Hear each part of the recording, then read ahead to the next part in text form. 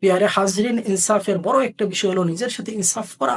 যারা এখনো বেকার জীবন খাটাচ্ছেন, অন্যের উপর পরনির্ভর হয়ে জীবনযাপন করছেন, আপনি আপনার প্রতি জুলুম করতেছেন।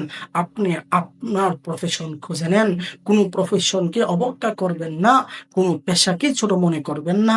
আয় উপার্জনের মৌলিক ৩ টি খাত। ১ নাম্বার হলো জব বা চাকুরি। এটা হলো সবচাইতে সহজ, কিন্তু এর আয় ইনকামের পরিমাণও কম এবং এটাতে আমরা কাউকে উদ্বুদ্ধ করি না। এর চাইতে উপরে হলো চাষাবাদ, কৃষি। এতে কিছুটা রিস্ক আছে, এতে কষ্ট বেশি, আয় উপার্জনের পরিমাণ চাকুরির চাইতে বেশি। যদিও আমরা কৃষকদেরকে অবজ্ঞা করি। এর চাইতে ঊর্ধ্বে হলো বিজনেস বা ব্যবসা। ব্যবসাতে রিস্কের পরিমাণ বেশি, কষ্ট বেশি, পেরেশানি বেশি। কিন্তু এর মধ্যে লাইফ ফ্রিডম, টাইম ফ্রিডম, মানি ফ্রিডম সবকিছু পাওয়া যায় এই বিজনেস বা ব্যবসার মধ্যে।